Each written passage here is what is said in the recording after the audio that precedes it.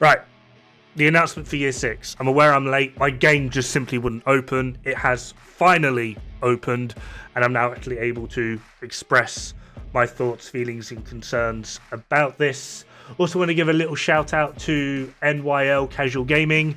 I've used his channel to sort of catch up on what else has been going on. Very good for information, so if you're interested, go check him out. Now, I do have quite a bit to say here, and a lot of it is going to seem quite negative. And it's mostly just because what it is they're actually implementing is something that I just don't like in any game. So I'm going to be doing this from like my personal feelings, and then I'm going to add like a logistical side of things as well. For example, like when it comes to seasons as they are now being implemented into something like the Division 2, I just don't like them. I didn't like them in Diablo, I didn't like them in Black Desert. I've just never liked that style of play of starting again for the sake of starting again, because one item has a slight tweak to it which makes it the new best in slot thing. Just put that into the normal game, for crying out loud. I've never liked it. However, from a logistical side of things, games that are able to do this and do this accurately with a lot of like decent feedback and are able to capitalize on that will typically have like 12 to, I think in Black Desert you can have like 24 character slots. In Diablo 3 I think we were able to get 12. In Diablo 4 I think we can get like, I think it's like 8 or 10. I don't know, I've not played that game since it released. But my point is, in order to allow for seasons, you tend to have a lot of character slots. In Division 2, at the moment we have 4, and we have been told that for the seasons they will be upping it to 5. That's it. 5 character slots. So in order to actually bolster the overall performance of season content, to put it simply, we just don't have enough character slots. So from like my personal feelings, seasons are dead in the water. I really couldn't care. I hate that style of play. And then from a logistical standpoint, we don't actually have enough characters to actually make it worthwhile in the first place. So what is it we are actually getting? Well, this was all announced during a Ubisoft thing. We were squeezed in right at the very end, you know, typical Division / Ubisoft. However, we're getting one Endgame. Now this is something that I'm genuinely really annoyed about, which I'll expand on in a bit.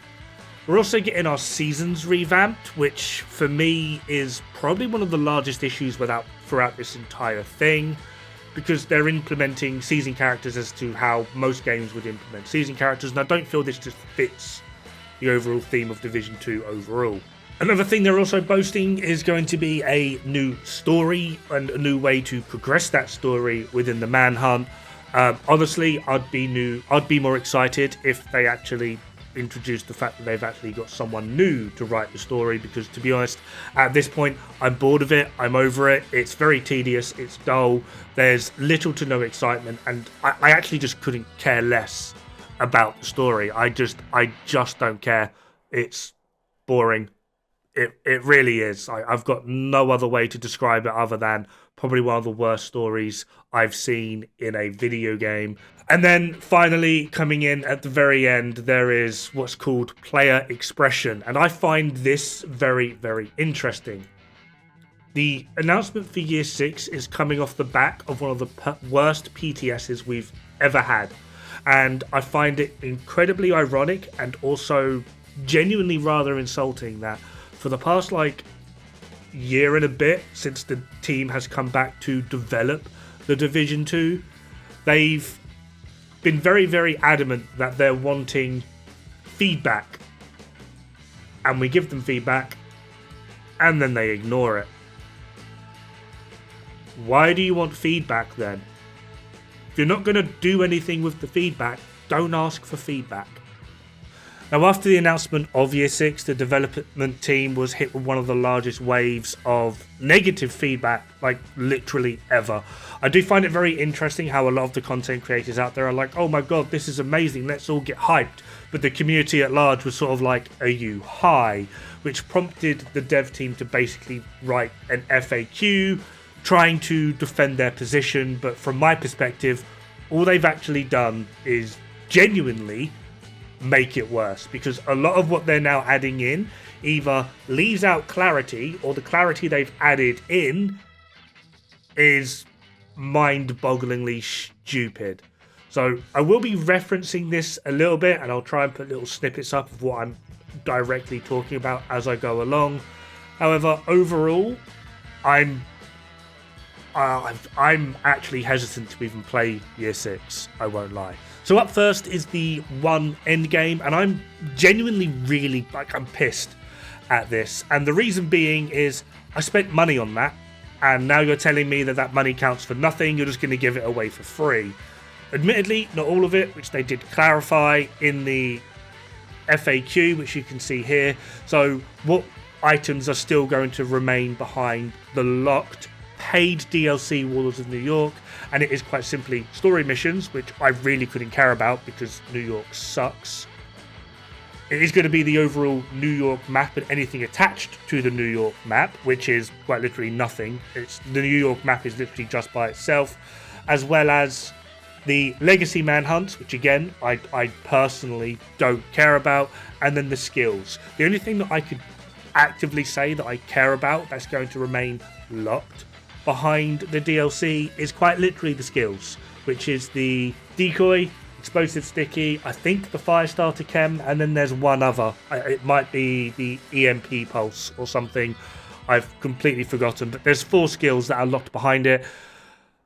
That's literally it. That's literally all the DLC is actually worth now. It would have been so much better if they just took the damn base game off the market. I mean, it's like £15 more expensive, like, other than obviously it's on sale at the moment, but it's $34.99 for base and $49.99 for base with DLC. Personally, £50.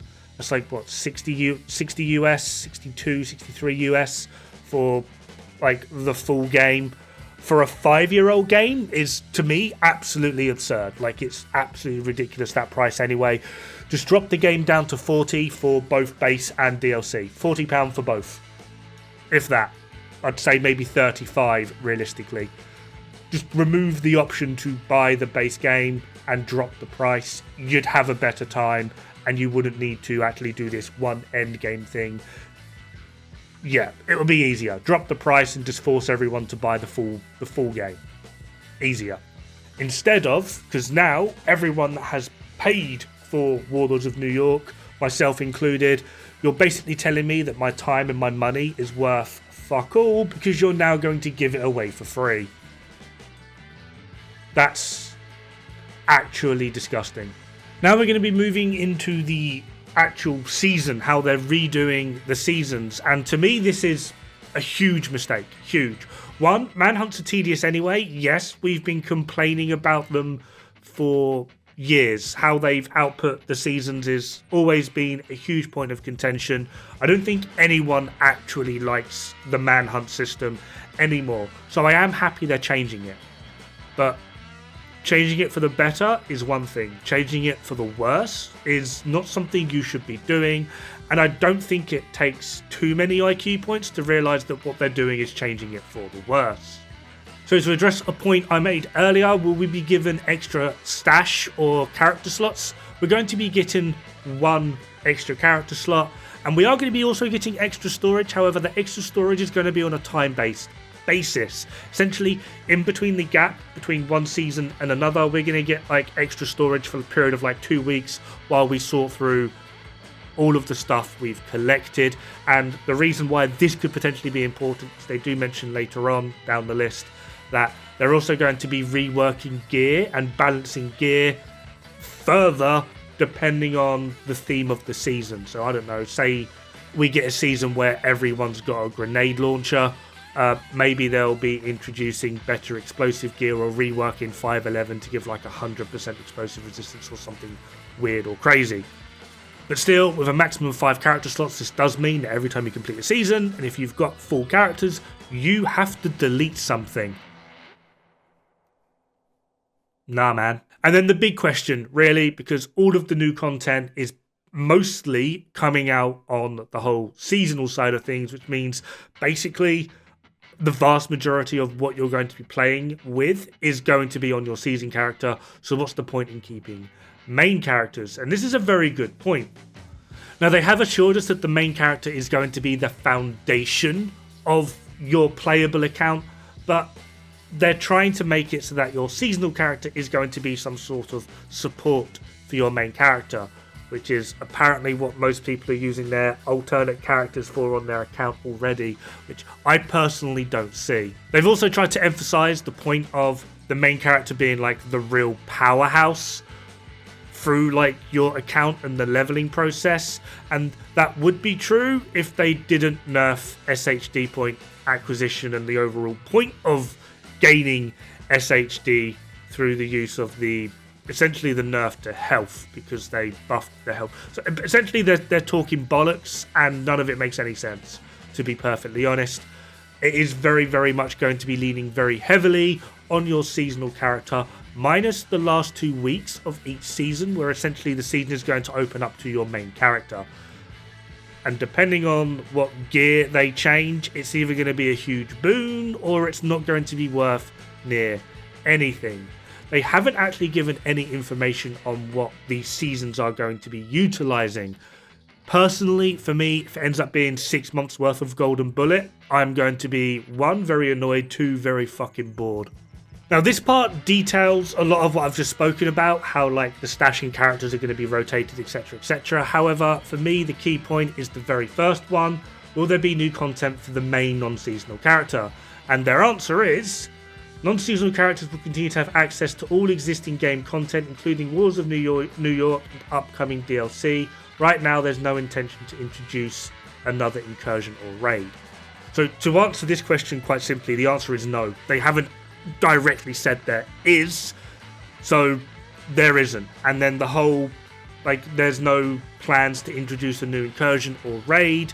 I'd like to point out that a few months ago, or over a few months ago now, I think it was the second PTS after Paradise Lost, the incursion as we know it, this image started circulating. Now, this image is a data file that is on the exact same map as Paradise Lost, the incursion, and the map filing for this image is called INC02, INC02, otherwise known as Incursion 2. So there were plans to put a second incursion in the game, and they scrapped it for this, which has got huge player backlash. Now, as much as I feel like the incursion had problems, and it was nowhere near what a lot of the Endgame players were hoping for, the incursion certainly was, like, overall a success. And they've scrapped it for this. Now, on the Manhunt side of things, this to me is actually kind of funny. For a start, find me one person that didn't read climax missions and laugh. Just a slight chuckle, maybe. Like, just, seriously, what's your marketing team doing? Jesus Christ.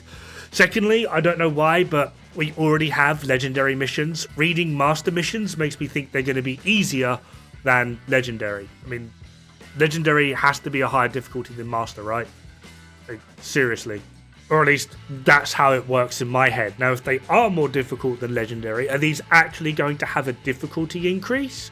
Or is it just going to be more artificial difficulty of where everyone has a grenade launcher and infinite ammo? Personally, I'm at a point now where I'm really bored of enemies using an AR and still firing 120 bullets before they reload. And just knowing the fact that they are so much tankier than you, as well as being able to basically one-shot you with melee and just running up to you and punching you. Like, this isn't difficulty, this is complete artificial nonsense. That is frustrating more than anything. So if they are going to add another difficulty, which I am all for, can we actually make sure it's genuine difficulty and not just an artificial bug fest where it doesn't work as intended? And essentially, right, devs, if you ever watch this, if you can't complete the game on master difficulty, you're not doing it properly.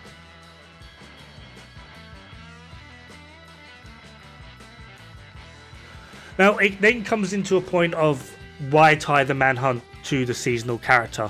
The truth is they don't actually know how to balance their own game, and this also then leads into the problem that, from what I can tell, a lot of people are actually having with the Year 6 announcement. And it's quite simply, in order to progress the story, to actually understand what's going on, we are forced to play a seasonal character.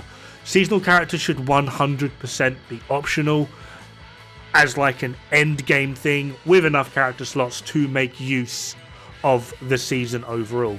It shouldn't be mandatory to play the fucking game. Some people just don't like starting again. I'm one of them. I personally think your story's crap anyway. Literally, there's nothing in this for someone like me. But you're telling me that at the same time, and if I want to progress the story and understand what's going on, I have to do something I don't like. And this is going to be the same for a lot of players. One of the main reasons that people don't like things like Descent is because they feel like they are starting again. They've put time and effort into getting where they are in the game, and you're telling them that it counts for nothing. The time that they've invested into playing your game, promoting your game, enjoying your game, money they've potentially put into your game, you're telling them it's worth nothing. Start again. It's not good. It's not good. Right, they then try and clarify certain points within the seasonal journey, and to me a lot of this literally makes no sense, and it's going to be dependent on how much time you personally actually have and how you want to genuinely spend that time. So what does the season actually consist of? And the first point is just 15 weeks of varied activities, seasonal missions, projects, manhunt, scouts, priority objectives, blah.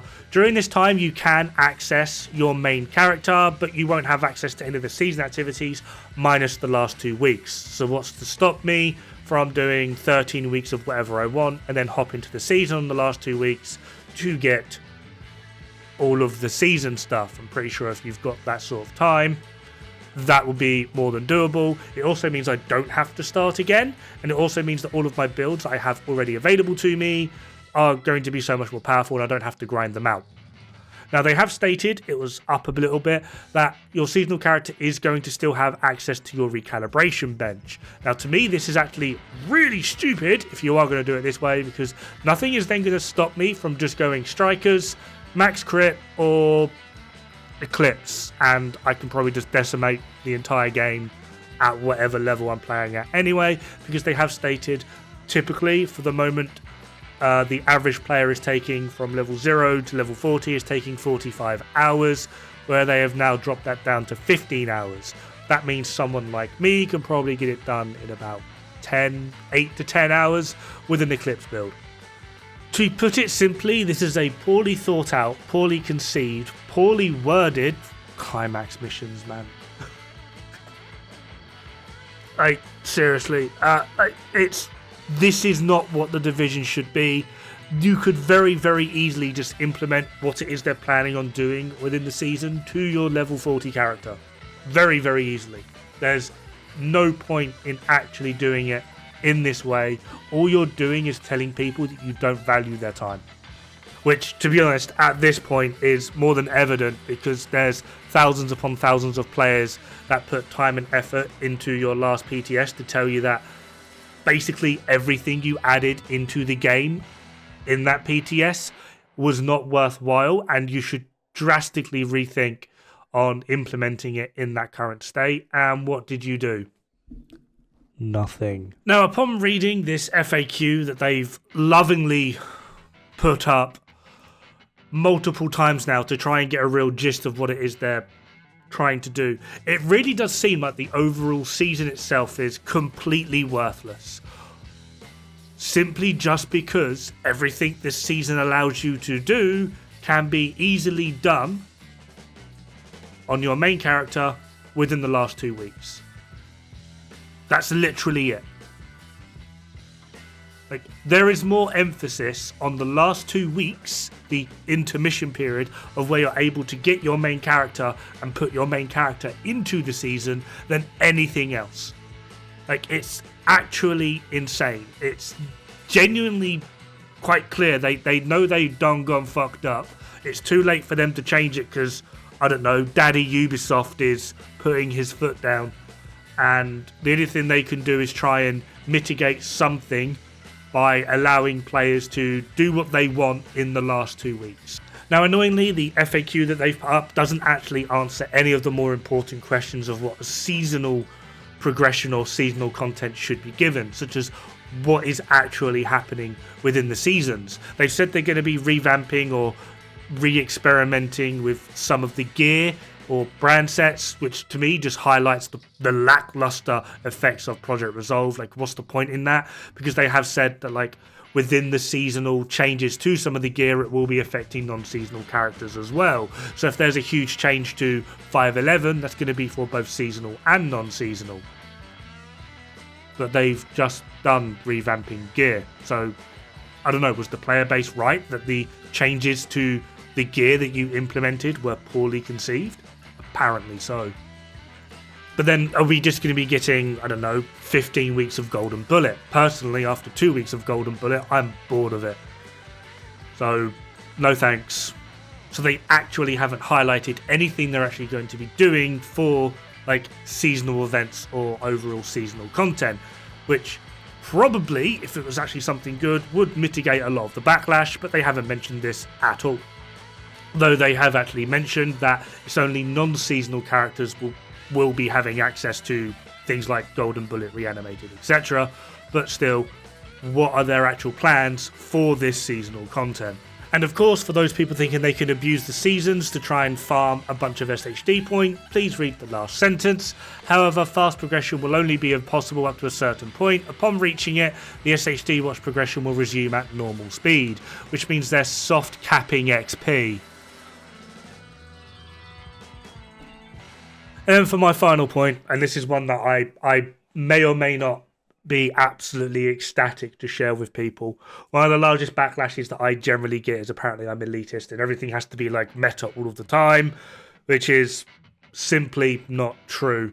However, when it comes to how from what reading this, how they plan to implement seasons, of putting forward certain changes to fit a season's theme, that does mean that within that theme, there's going to be a select few builds that are worthwhile, and the rest will do literally nothing within that theme.